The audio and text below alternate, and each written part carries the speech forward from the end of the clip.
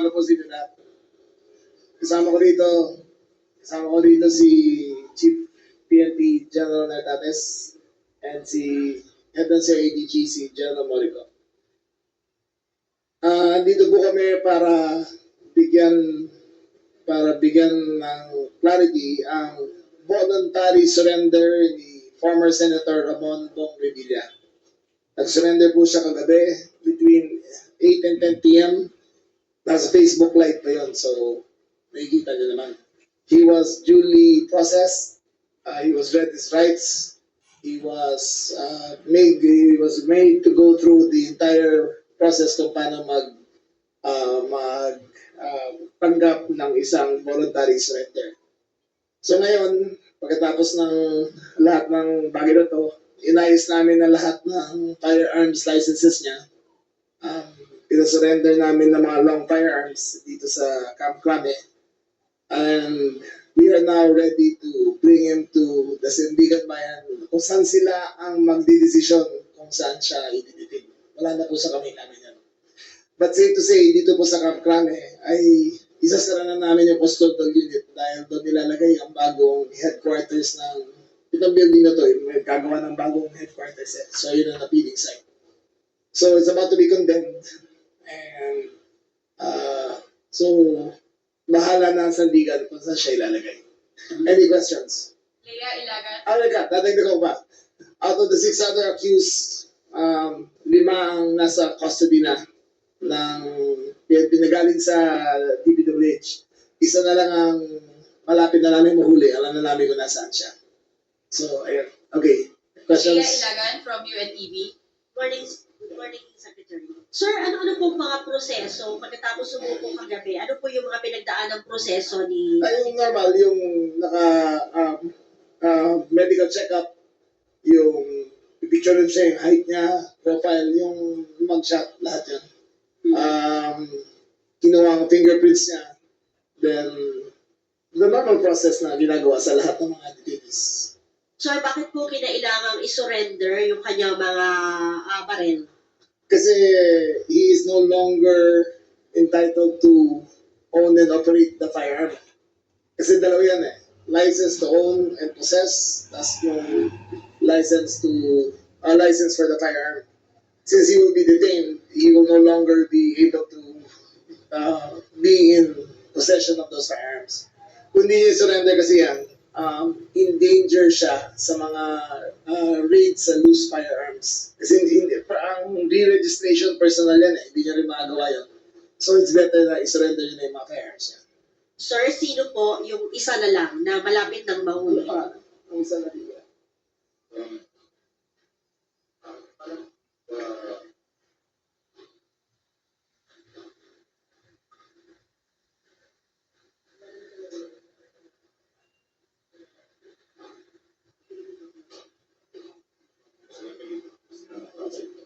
Para lang klaro, no? Ang connected to the flood control scandal, ang nag-surrender ay si Ramon Bautista Bong Revilla Jr., voluntary surrender. Si Bryce Hernandez ay currently under the custody of the Senate. Si JP Mendoza, ganun din. Itong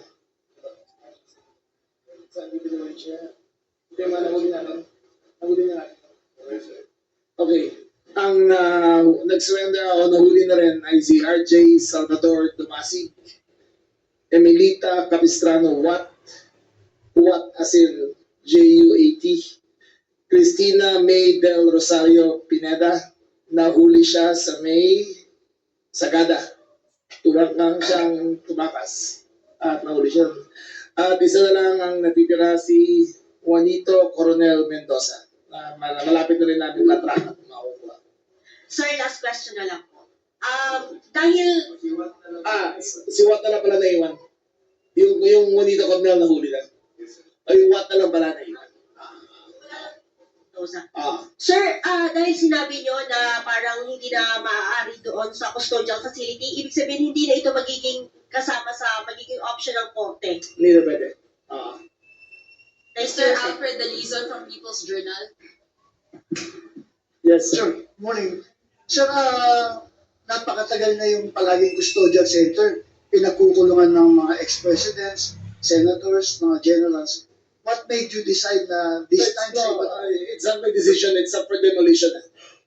So it's up for demolition anytime this month. Kinukuha lang namin yung certificate sa DPWH na condemned na yung building. The building is very old at maglalagay kasi may budget ng PNP na magtayo ng bagong headquarters na hindi na kasi kasya dito. So magtatayo ng bagong building at doon ang proposed site ng bagong building nila.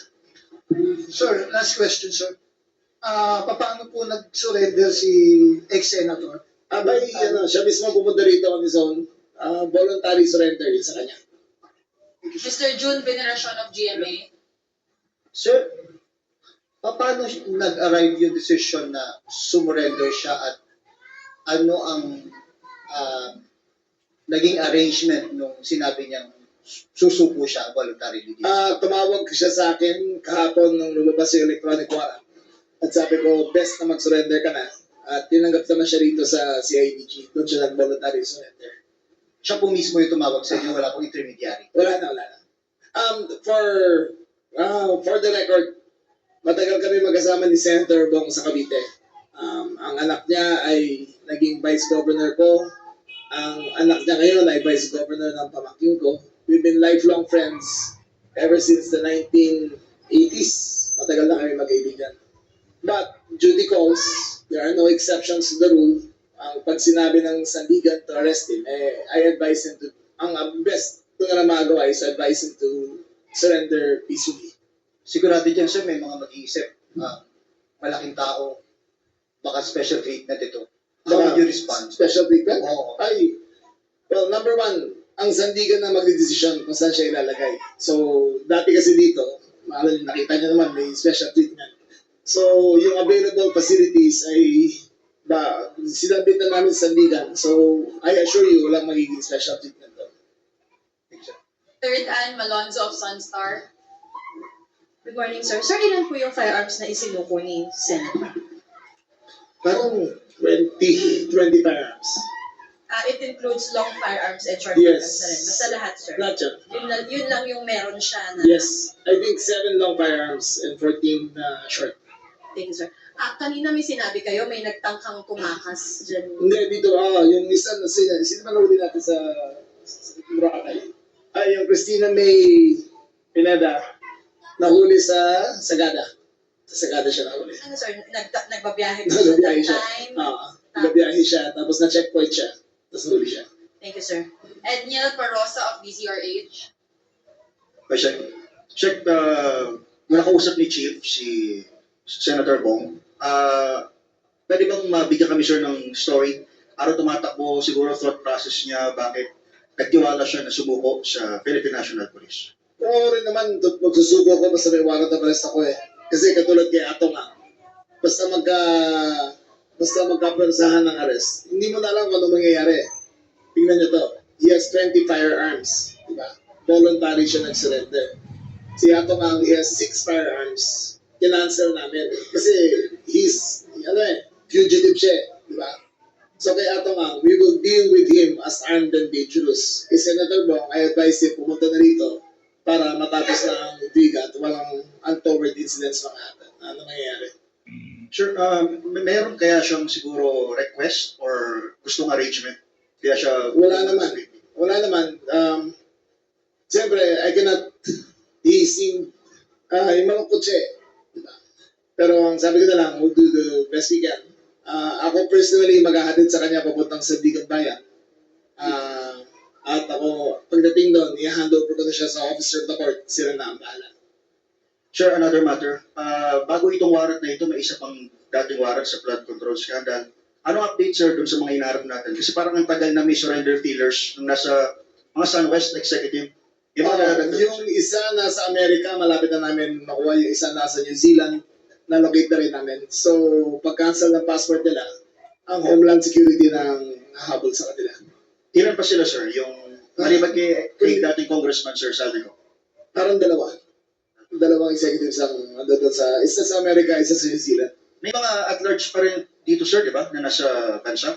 Nahuli na rin sila lahat. Hindi, I don't have the complete list, you know. Thanks, sir. Ms. Karen De Guzman of ABS-CBN. Sir, linawin ko lang po, ito pong kaso po ni Senator Bong Revilla, non-bailable po ito. Ano Yes. kaya yung magiging next steps niya po? Well, pagharap sa kanya sa Sandigan Bayan, haharap siya sa indictment, plea niya, guilty or not guilty. Pagkatapos nun, since non-bailable, ang Sandigan na mag-decide kung saan siya ilalagay. Anong incarceration site. Okay po. Sir, meron po kasi siyang pinost po na video, sinasabi po niya na parang walang naging due process sa nangyari pong insidente na to. Na-mention niya po ba sa inyo yung mga... Hindi namin pinag-usapan yun eh. Hindi namin pinag-usapan. Okay po. Pero nabanggit na po sa inyo na sabi po niya ay handa niya itong harapin dahil wala naman daw siya kasalanan. Binanggit niya sa akin yun. Nung sabi ko mag-surrender na siya, handa naman siya. Kayo rin po ba nag-encourage sa kanya para mag-surrender? Nag-encourage din ako sa kanya. Okay. Kung hindi po ba siya magsusurrender, sir, mas magiging mahirap po yun. Mahirap yun.